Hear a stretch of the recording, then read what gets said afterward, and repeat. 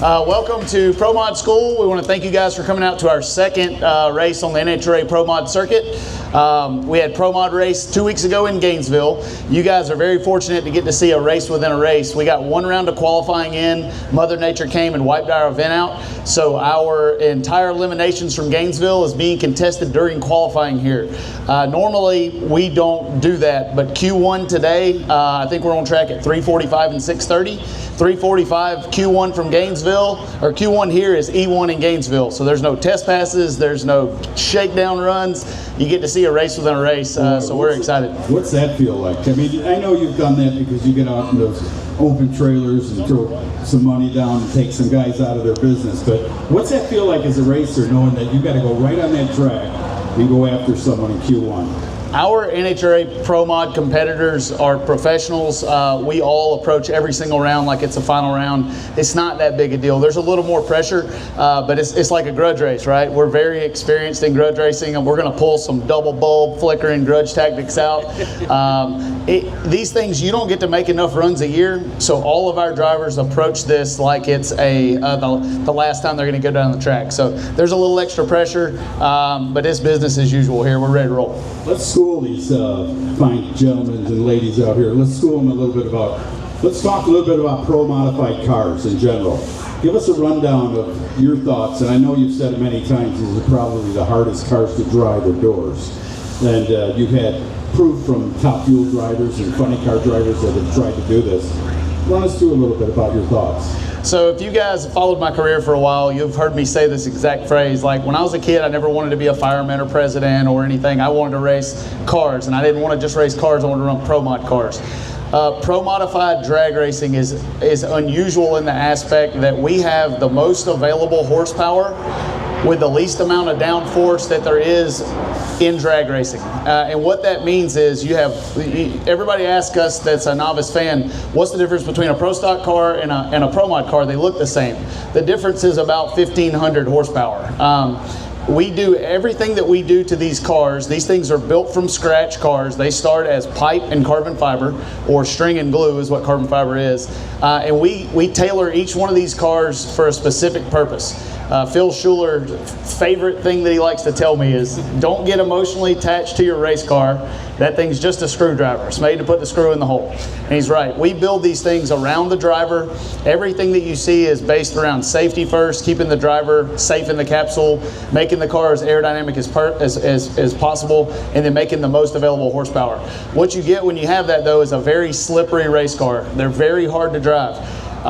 You can go to any one of these pits and you can ask any top fuel driver that has ever driven a pro mod, and every single one of them will tell you that they're more dangerous than a top fuel dragster. Most guys and ladies that get in them slide them around a little bit.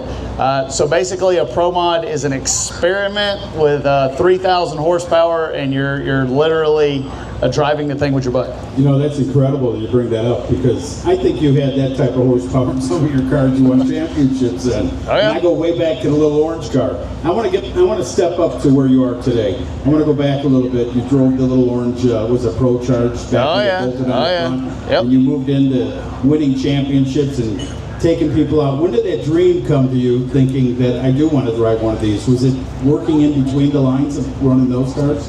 Well, I never thought that I would be able to make it to a pro mod driver level. That's the pinnacle for me. It's the top. So like when we started racing the orange car back in the late 90s and early 2000s, it was never on my radar that I would ever be good enough to drive one of these cars, because you really do have to be good at what you do to race these cars.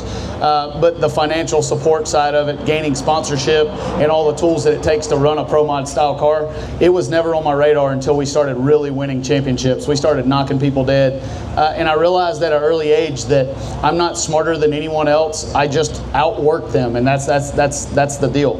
If you work harder than everybody else and you can pay attention to everything that you do that fails in life, kind of like when I did the burnout 2 weeks ago and ran into the Crown Vic, that went into the book of don't do that again. So like when you stack up the book of stuff not to do, that's kind of where the dream came from. In 2013, when KH gave me the opportunity to race for Alanabi, we came out and won a championship with me and Billy Stockley right away. I was like, all right, we can do this. And that's the pro mod's the top for me. And there was the butterflies in your stomach too, right? When KH came to you and said, All right, well, I'm going to give you a check. I'm going to give you the parts and pieces you need. And you didn't have to rub two sticks together to make fire anymore and to eat moon pies and RC Cola. Things started changing for you then, didn't it? I'm still rubbing two sticks together trying to make fire. The theory of taking Stevie Jackson from Pro Mod Racer to KTR business owner, it doesn't always go as planned, so it takes a lot.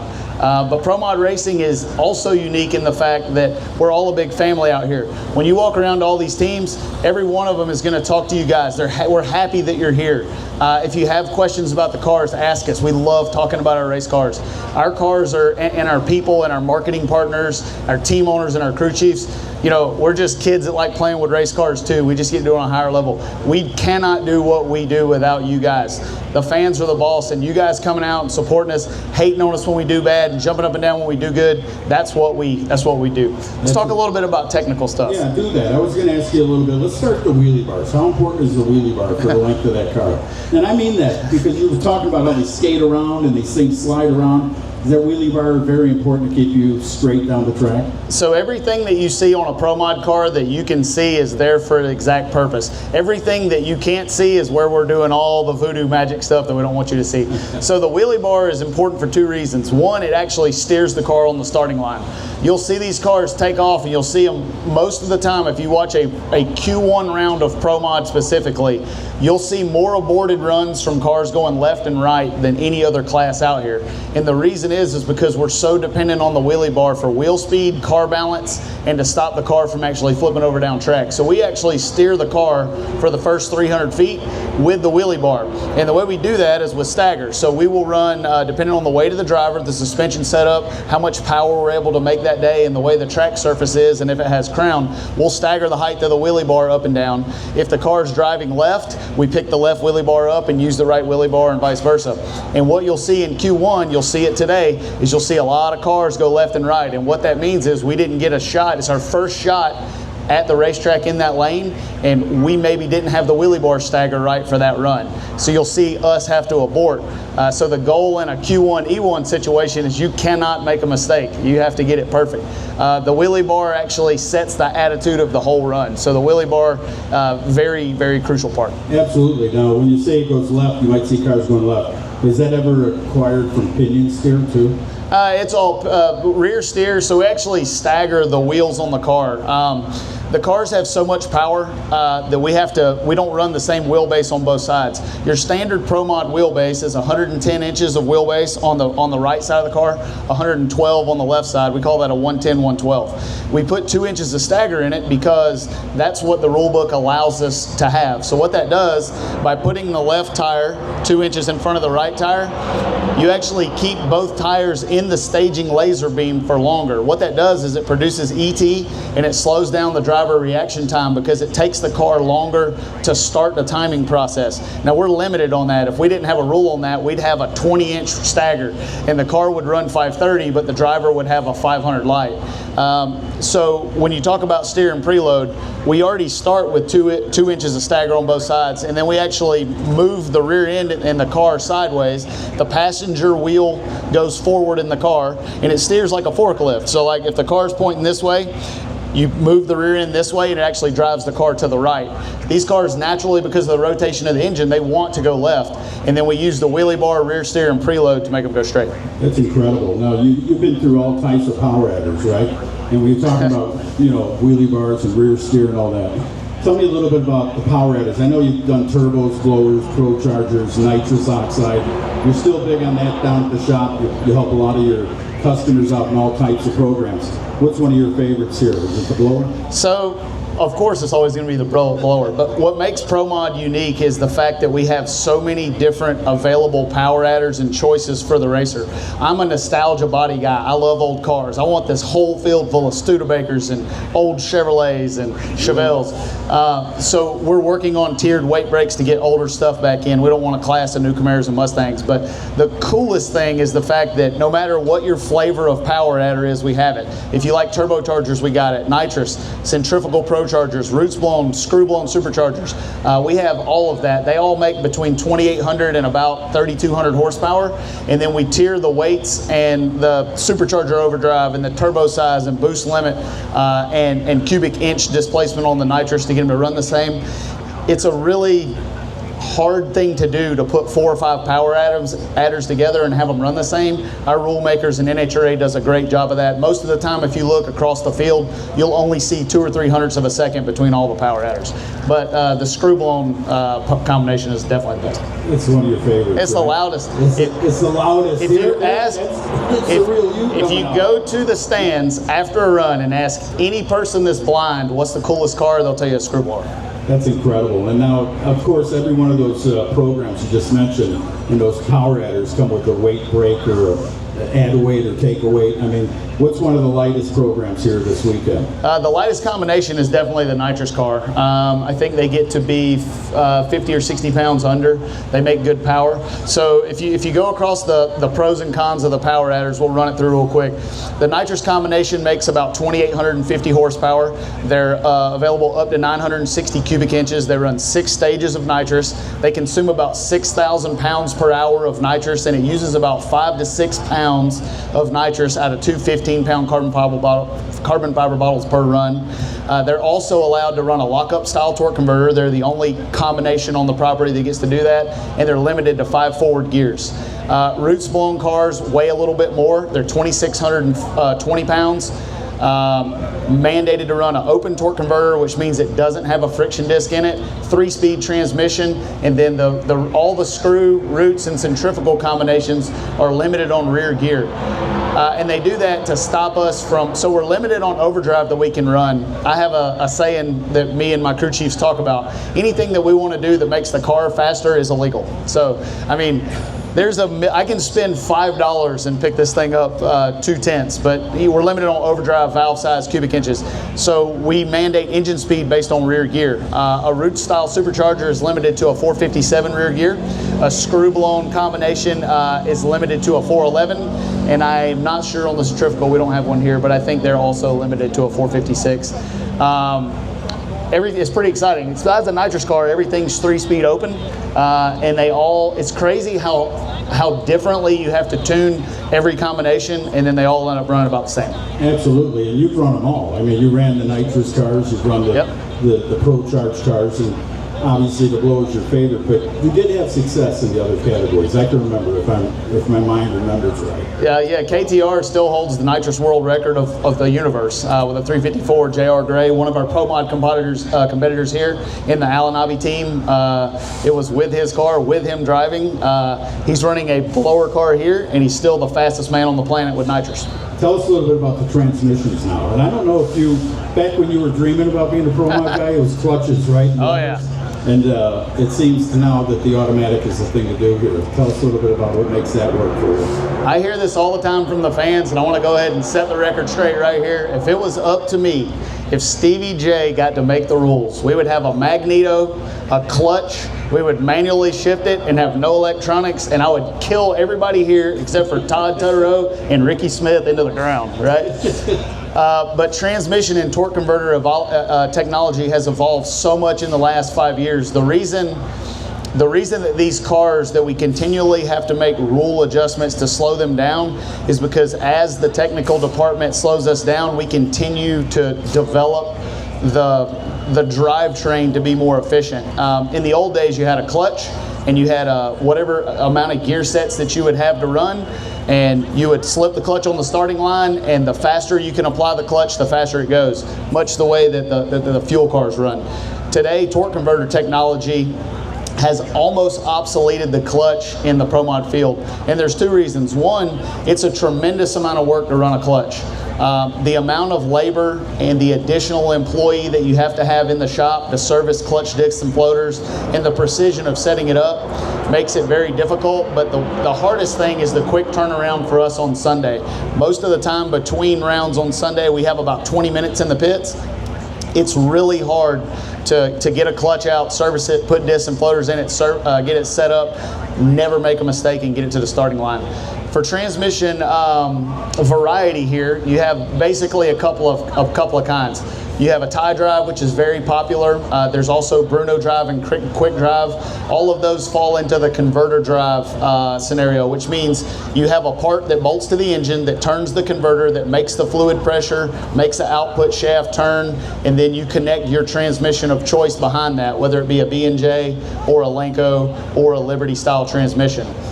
That's your one category. And then you have what's most prevalent right now, which is the TH400, which is actually based off of factory production turbo 400 3-speed that you would buy in your 1985 Suburban C1500. And then everything now is aftermarket in that.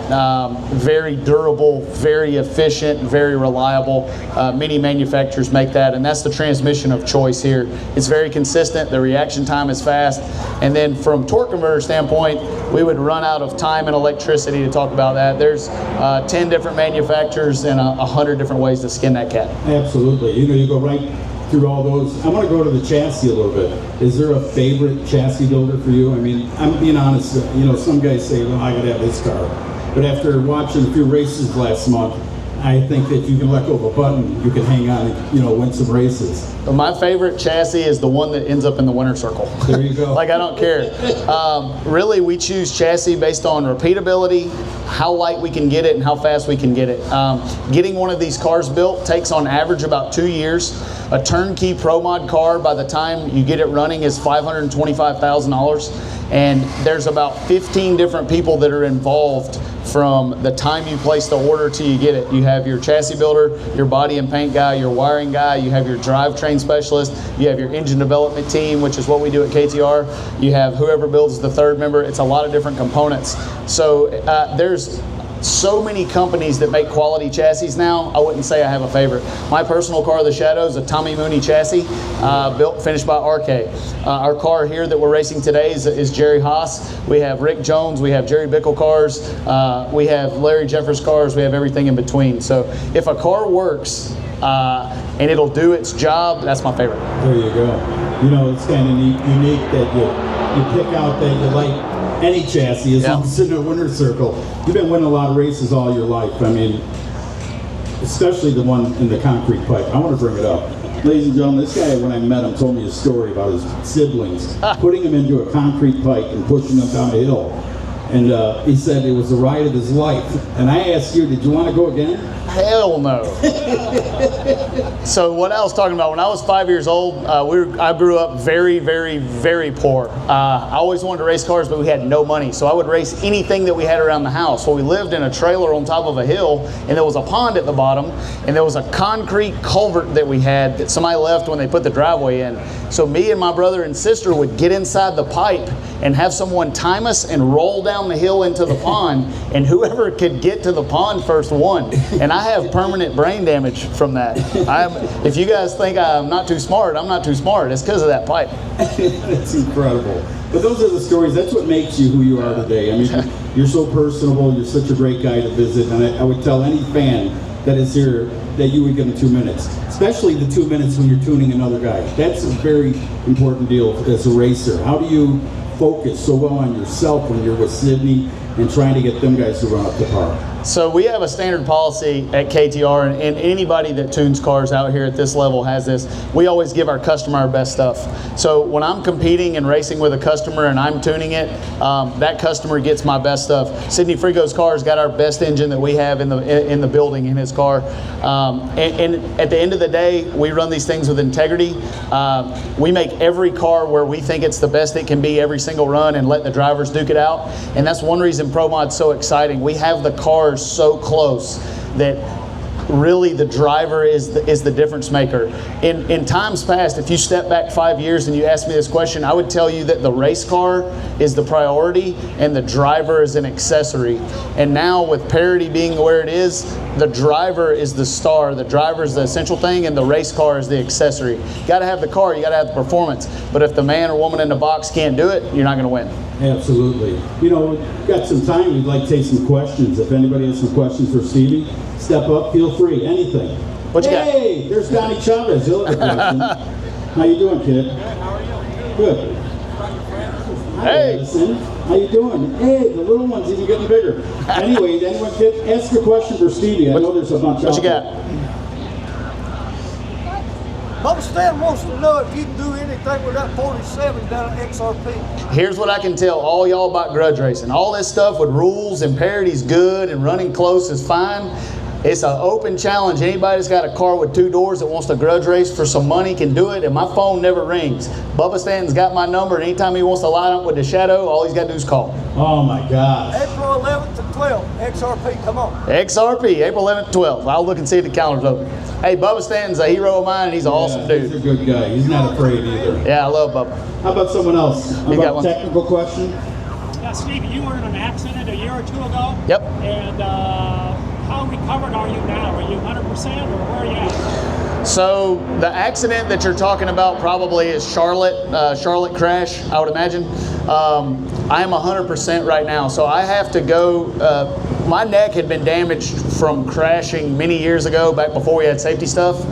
Like, I used to drive the orange car and run 520s with blue jeans and a t-shirt on with a no Hans device and a dirt bike helmet. So the crash from Charlotte finished off an injury. The team of surgeons that put my neck back together did a phenomenal job. They tell me that it's 100%, and I get it scanned twice a year. They tell me that it is stronger than what it was. The bone actually, they put a titanium cage in there, basically hold my head on. I tried to get them to make me taller, but they wouldn't do it. But the bone has settled in around the titanium. I'm 100%. I wish I had done the surgery a long time ago. I'm ready to roll. Wow. Anyone else? Yep. So talk a lot about the past, Yep. successes and where you started. Yep. Clarify for me, maybe everybody else, the difference in ET, mile an hour, horsepower, as opposed to what you're driving today.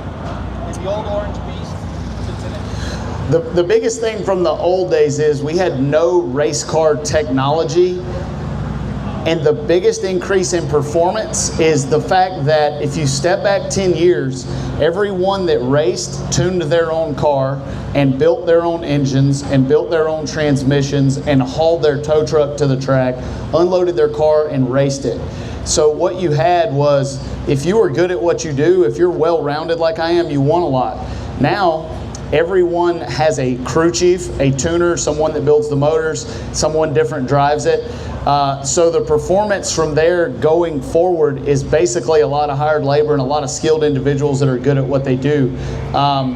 You'll hear me say this all the time. If anybody wants to start from the beginning and race, what I mean is I'm going to build the chassis and you're going to build yours. I'm going to build my motor and install it. We're going to load the cars up. We're going to drive the truck to the track. We're going to unload it, set the awning up, jack it on the Projects, put the tune up in it, haul it to the staging lanes and go drive it. I like me against anybody.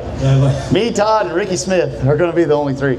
I don't know if that's your specific question, but the biggest performance advantage you've seen over the last years is availability of technological parts and the internet. You can now go on killintimeracing.net or prolineracing.net or any of these places, and you can buy the same parts that we race out here. 10 years ago, I went and bought a set of Brodix heads from Summit and ported it with a die grinder and went and ran it, and if there was performance there, I didn't sell it. Well, now racing is so big, it's my livelihood. If we find performance, we sell it to the customer. Awesome deal. Next. Nope. What do you have for breakfast this morning?